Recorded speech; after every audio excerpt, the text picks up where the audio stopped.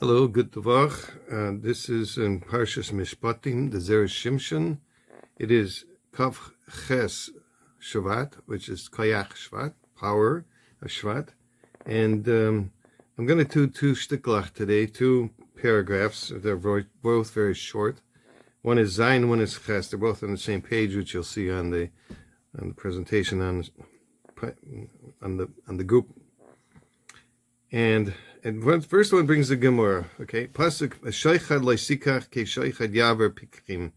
The pasuk in last week's Parshat Mishpatim says that Shaychad you shouldn't take because Shaychad blinds the eyes, or blinds smart people. A pikech is somebody with open eyes, but also with a lot of intelligence. It says Maishna Hacha Dechsiv Yaver Pikrim. Why doesn't this parsha say Yavir? It blinds the person's intelligence. Umayshna Hasan be Parsha Shoftim. In Parsha Shoftim, it says almost the same Iser, which is in Devorim Tes Zayin, Pasuk Yotes. It says Ki Shoichad Yavir Einei Chachamim. There it says that Shoichad, which is taking a bribe, blinds the eyes of the wise. Over here it says that you shouldn't take shaychad, shouldn't take a bribe, and over there it says lo yisikach shaychad. Don't take a bribe. I mean, it's the same words, just switched around. We'll see what he explains. He brings a Gemara, and I'll read it to you. In the end of Kesuvos and Taf Kuf Hey Omid Aleph, it says there, Karna was a great sage, and he was a contemporary with Rabbi Yochanan. So Karna, who would take an Easter, a small coin, from both innocence party, and an Easter from the guilty party. Oh, sounds like Sheikhad, right? He would charge both parties that came to him for judgment, and then he would judge their case. The Gemara asks, how could he do so? Isn't it written, and you shall take no bribe? Right? Sheikhad lo yisikach. So the Gemara answers, and if you say that this prohibition is against the taking a bribe, applies only when a judge does not take from both parties, there is a concern that perhaps he may come to pervert the judgment in favor of the party who gave him the bribe. Whereas in the case of Karna, since he took from both parties, he will not come to pervert the judgment. Who says that the verse is referring only to those circumstances? Is it permitted to take a bribe even in a case when one will not pervert the judgment? So the Gemara answers, but isn't it taught in a brisa, and you shall take no bribe? Okay, that's in our Parshat. Lo yisikach means don't do it. It's a nisa d'oraisa. What is the meaning of when the verse states this? If it comes to teach that one should not acquit the guilty and one should not convict the innocent due to a bribe, it is already stated, you shall not wrest judgment. Okay, rather, this verse teaches us that even if the purpose of the bribe is to ensure that one acquit the innocent and convict the guilty, the Torah nevertheless says, you shall take no bribe. This indicates that it is prohibited for a judge to receive anything from the litigants, even if there is no concern that justice will be perverted. There's no question that justice will be perverted. Okay, so you can't take a bribe. So is this considered a bribe or not? The Gemara answers, it only applies to money that's taken in the form of a bribe, even if it does not intend to pervert the judgment. But whereas Karna took the money in form of salary, not a bribe. The Gemara says, but is it permitted to take money from litigants in the form of salary? Didn't we learn in a Mishnah in Kiddushin 58b, with regard to one who takes salary to judge cases, his judgments are void? Can't take money. The Gemara answers, this applies only when he took money as a compensation for judging the case, whereas Karna accepted the money as compensation for unemployment. Schar batala. So as he could not engage in his usual work while dealing with the case, he would take compensation for his unemployment. The Gemara asks, and is it permitted to take money as a compensation for unemployment? Isn't it taught in a Braita that ugly is the judge who takes a salary to judge cases? However, his judgments are valid judgments. What are the circumstances of this brisa? If we say that it is referring to one who accepted money as his compensation for judging. Are his judgments valid judgments?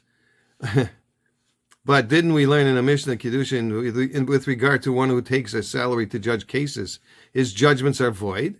Rather, it must certainly be referring to a situation where he takes money as compensation for unemployment, and yet the Braita teaches, ugly is the judge. Mechor, it says. So the Gemara answers this statement, but the judge is ugly, or it's mechor, it's disgusting. It applies only when the fact that he is taking salary for his unemployment that is not evident, as he was not engaged in some other type of work at the time. Karna, however, would take money for his unemployment when it was evident that he was taking time off work to judge the case. As he was examining his wine stores to see the cask which would last and which would go sour or chametz, and he would pay one dinner. They would pay him one dinner as a salary. Consequently, when Karna paused for his work to deal with the case, it was clear that he was losing money. So that's what the Gemara says, and he brings this whole thing. Well, not the whole thing. I quoted it from the whole Gemara, and you'll see it. I'll print it out also. In Shoftim, it says you can't receive any any bribes. So since he takes a bribe, you won't see anything wrong with the other case, with the guilty party. You couldn't take it because it blinds the eyes of the Chachamim. It's the intelligence, that's the eye, the internal eye of the wise. But here it's talking in our Parsha, because that he's taking reward for being unemployed. But it's disgusting, it's ugly. You shouldn't take sheichad.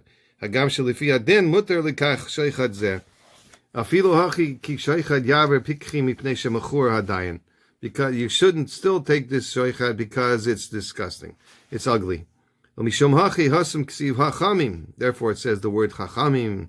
Meaning besayf ksuvas, it says called dayan shelokeh sheich sechar eino niftar min ha'olam b'loi tiruftas u'b'loi samius haleiv. So a judge that takes a reward will not depart from this world without mixing up of his mind or without his heart being blinded to certain cases. It says pikchim over here. It doesn't say chacham. It says pikchim. Even though his wisdom will continue to remain intact, it's not prohibited in adin. He's not considered an intelligent person anymore with his eyes open. He